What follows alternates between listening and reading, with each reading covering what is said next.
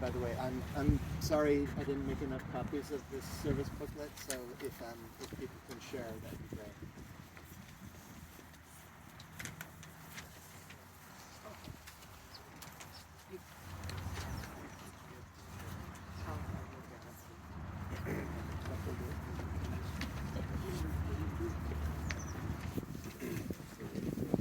We're on page 2.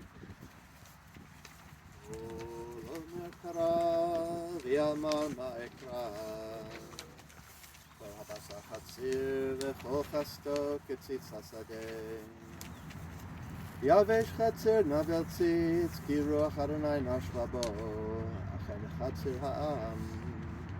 יבש חצר נבל ציץ, ודבר אלוהינו יקום לעולם.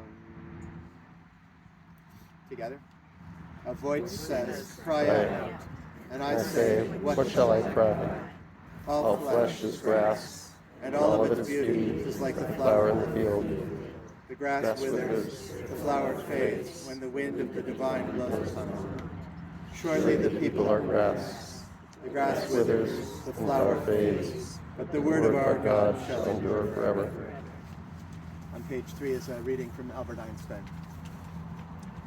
Strange is our situation here upon earth. Each of us comes for a short visit, not knowing why, yet sometimes seeming to divine a purpose. From the standpoint of daily life, however, there is one thing we do know, that we are here for the sake of each other. Above all, for those upon whose smile and well-being our own happiness depends, and also for the countless unknown souls with whose fate we are connected by a bond of sympathy. Many times a day I realize how much of my own outer and inner life is built upon the labors of others, both living and dead, and how earnestly I must exert myself in order to give in return as much as I have received, and am still receiving. We'll read together in the English from the book of Ecclesiastes on page 4. To everything there is a season, and a time to every purpose under the heaven. A time to be born, and a time to die. A time to plant, and a time to pluck up that which is planted. A time to kill, and a time to heal. A time to break down, and a time to build up. A time to weep, and a time to laugh. A time to mourn, and a time to dance. A time to cast away stones, and a time to gather stones together. A time to embrace, and a time to refrain from embracing. A time to seek, and a time to lose. And a time to keep, and a time to cast away. A time to rend, and a time to sow. A time to keep silence, and a time to speak. A time to love, and a time to hate. A time of war, and a time of peace. Page 5. If you know this, please feel free to join in. Mizmor leDavid, Adonai roi lo echsar, binot deshe yarbitzeni, al mei menuchot yenahaleni, nafshi yeshover. נפשי ישובר, ינחני במעגלי צדק, למען שמו. גם כי אלך בגיא צל מוות, לא אירא רע, כי אתה עמדי. שבטך ומשענתך,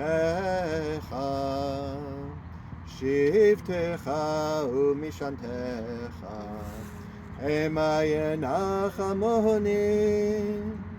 תערוך לפני שולחן, תערוך לפני שולחן, תערוך לפני שולחן, נגד צורריי. דשנת ושמן ראשי, דשנת ושמן ראשי, Tishanta Vashemen Roshim Kosi Revayam Achtov Achesem Yirefuni Kol Yemei Chayai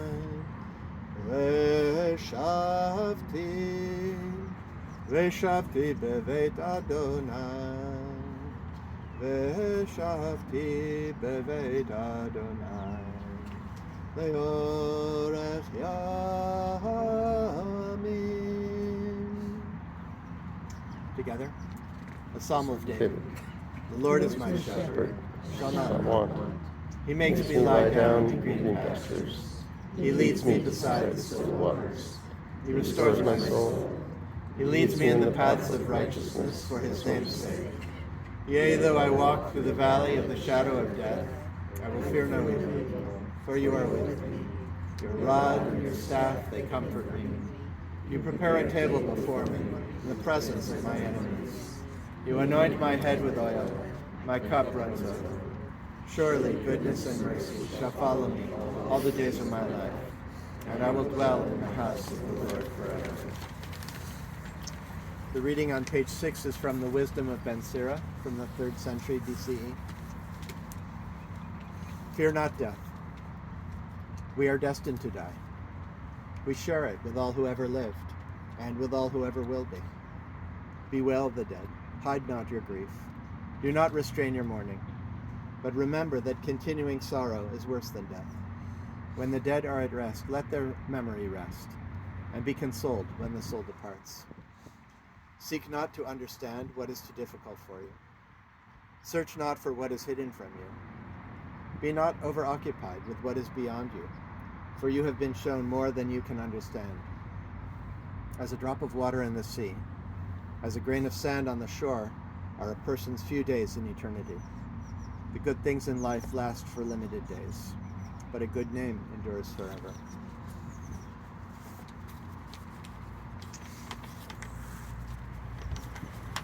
I have some remarks that are gathered from a really wonderful conversation with the family.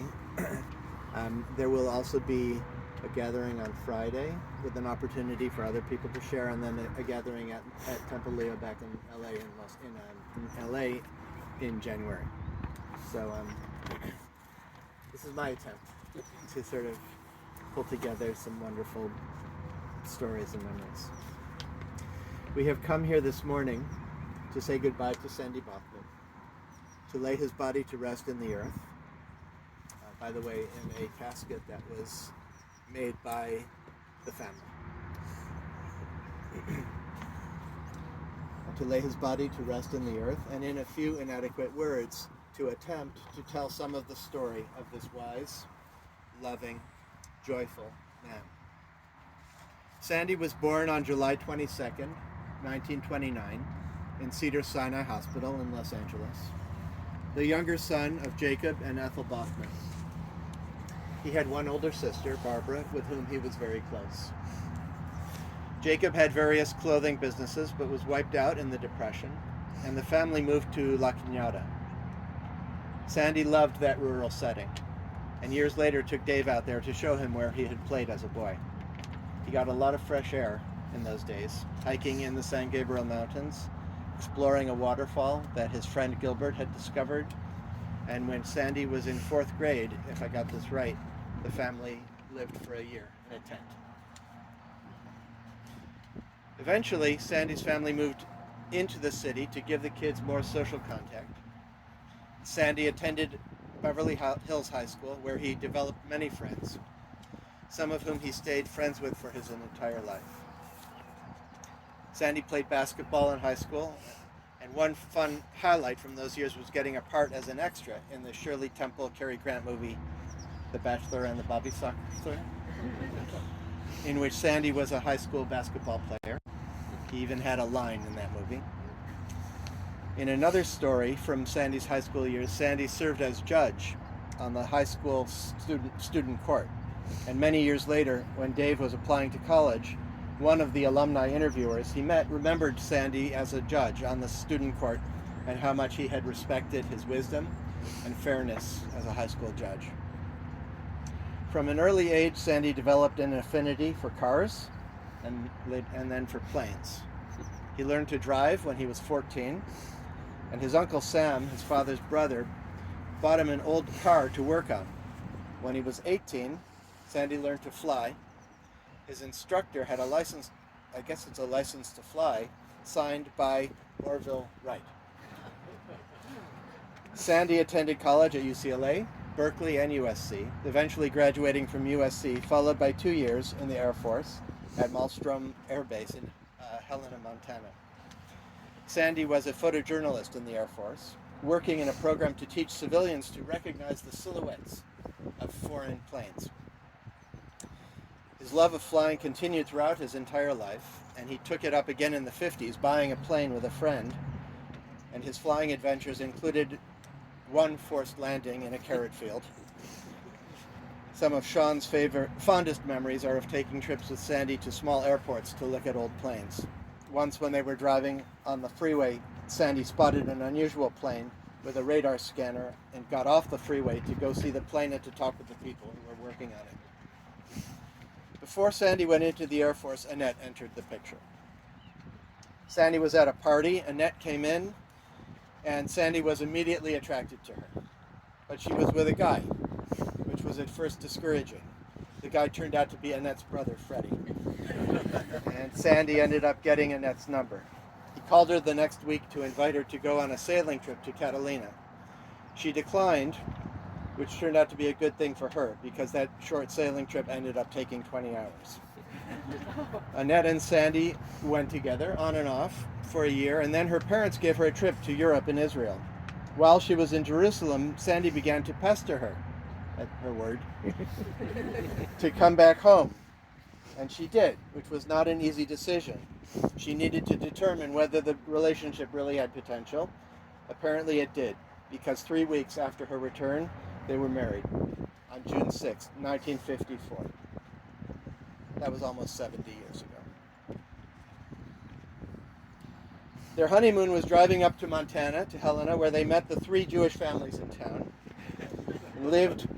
and lived for Sandy's 2 years in the Air Force. After his military service, they returned to Los Angeles, and Sandy went to law school at UCLA, and they lived in married student housing. After law school, Sandy started a law practice with a classmate in Van Nuys, practicing general law. It was in those years that Sandy met Harry Pragerson, eventually Judge Pragerson, who became an important role model for Sandy. A model of generosity, hard work, and helping people, who Sandy took Dave to meet because he had been such an important role model for him. Eventually, Sandy left the practice of law and went to work with Annette's family in the Friedman Bag Company.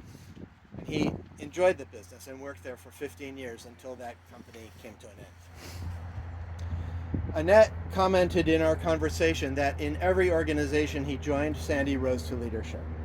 He became head of the Homeowners Association of their condo, and eventually many years of service on the board of Leo Baeck Temple in Los Angeles, where he eventually became president. Sandy had loved the small synagogue in La Cañada, and when the family moved back into the city and joined Wilshire Boulevard Temple, he hated that.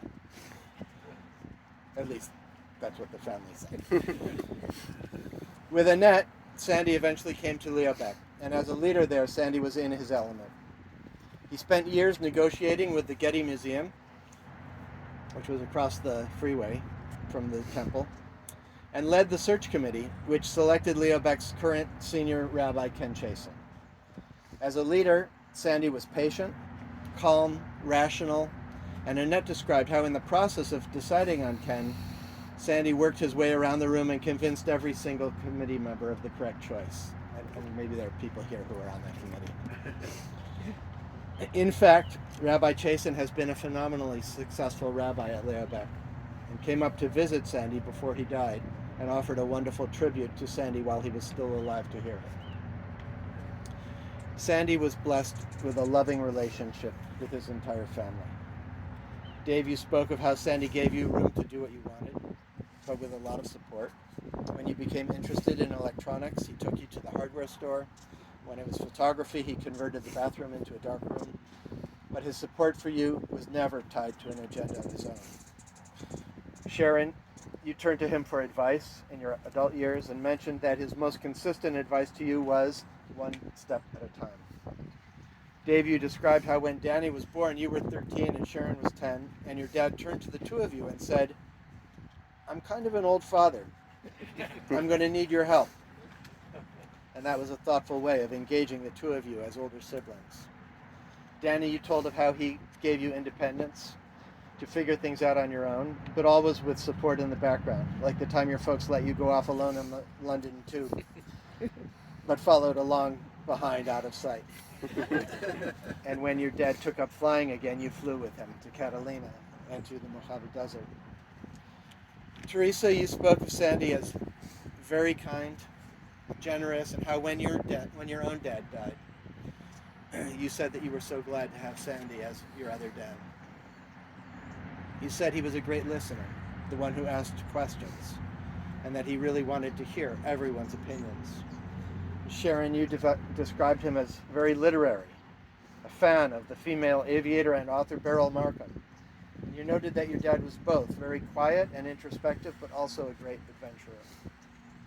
Finally, Aaron and Sean, you were both so fortunate to have Sandy as your grandfather.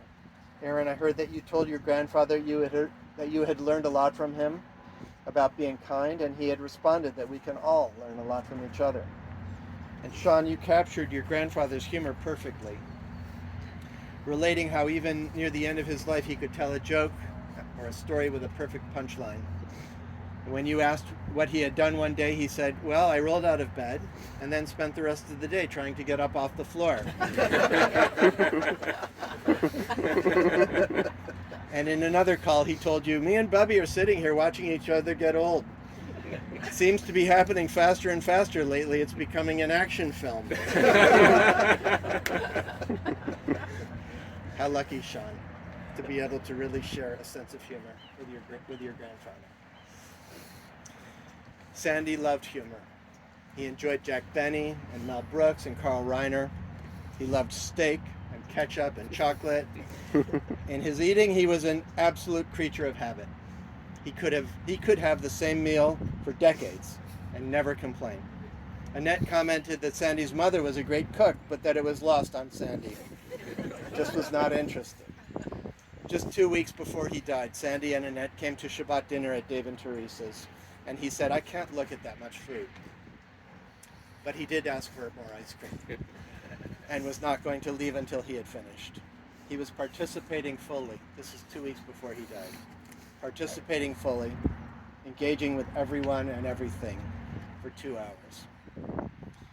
In Jewish tradition, when someone lives a full and happy life, and comes to the end with their mind and soul intact, surrounded by loving family, we describe that as God taking their soul with a kiss. I feel profoundly fortunate to have gotten to know Sandy, to feel the love, and comfort, and encouragement of his presence every time I saw him. Zecher Tzadik Livracha, the memory of this righteous man, will be a blessing for all of us for the rest of our lives. So as I mentioned, there will be a lot of sharing, a lot more sharing on Friday, and then at Leah back in January.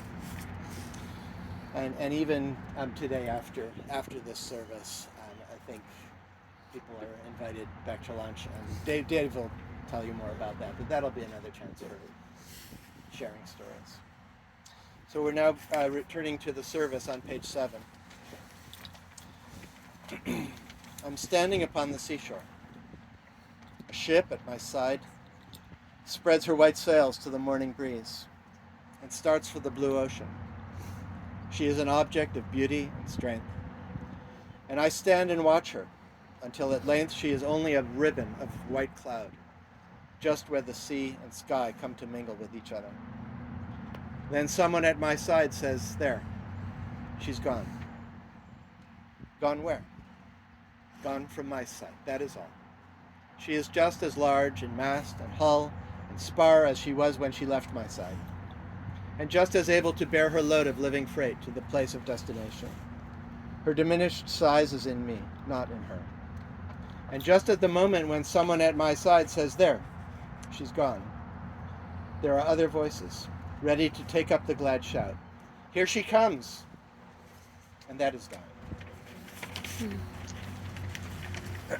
We'll turn now to page 8 for the El Maleh Rachamim, and if it's not difficult, please stand. And Dave, I forgot to ask you. You didn't have one? Let's double check with my mom. Annette, just checking. Do you know if Sandy had a Hebrew name? Sander. Yeah. Sander?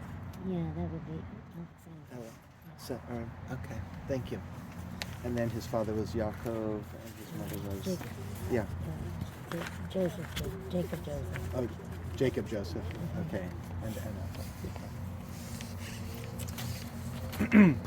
El Maleh Rachamim, Shochen Bamromim, Hamtzeh Menucha Nechona, Tachat Kanfei HaShechina, B'Ma'alot Kedoshim U'Toharim, Kizohar Harakim Azhirim, Et Nishmat Sander, Ben Yaakov Yosef Ethel Shehalach Le'olamo, Bal Harachamim Yastirehu B'Seter Kanafav Le'olamim, V'Yitzror B'Tzro HaChaim Et Nishmato, Adonai Hu Nachalato, V'Yanuach Al Mishkavo B'Shalom, V'Nomar Amen.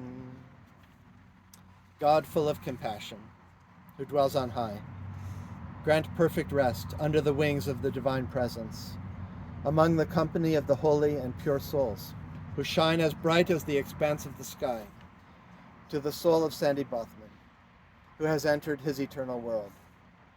Master of mercy, hide him in the concealed place beneath your wings for all eternity.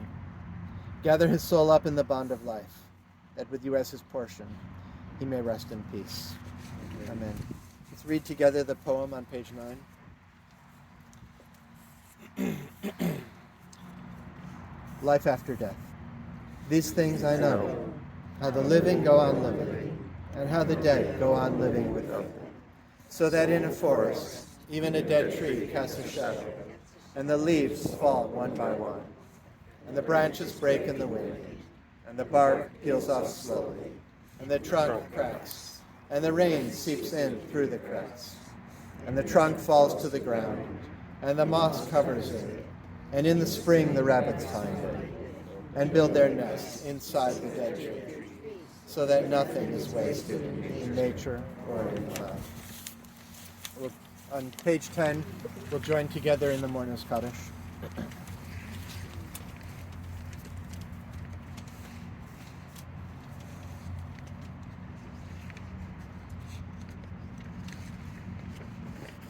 Page 10.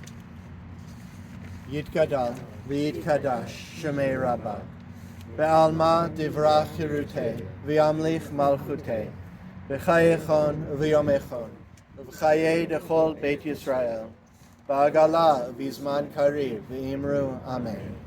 Yehei shmei rabbah mevarach, le'alam u'lalmei almaya, yitbarach v'yishtabach, v'yitpa'ar v'yitramam v'yitnaseh, V'yithadar v'yit'aleh v'yithalal, Shmei D'Kudisha, Brichu, La'ela min kol birchata v'shirata, Tush b'chata v'nechamata, Da'amiran ba'alma v'imru amen. Yehei shalom rabba min shamaya, V'chayim aleinu v'al kol Yisrael v'imru amen. Aseh shalom b'mama, Hu ya'aseh shalom, aleinu v'al kol Yisrael v'imru amen. Can be seated.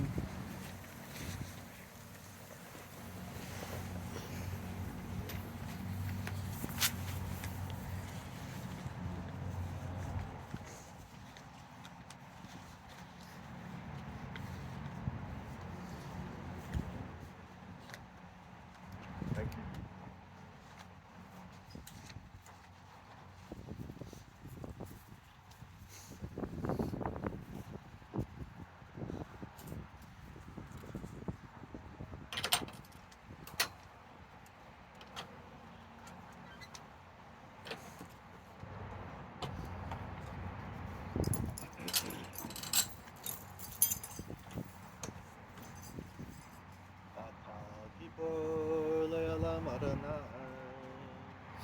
בחיי מתים אתה רב להושיע, משיב הרוח ומוריד הגשם, מכלכל חיים בחסד, בחיי מתים ברחמים רבים, סומך נופלים ורופא חולים, ומפיר אסורים, וים ומנקה לשני עפר. מי כמוך בעל גבורות ומי דומה לך, מלך במי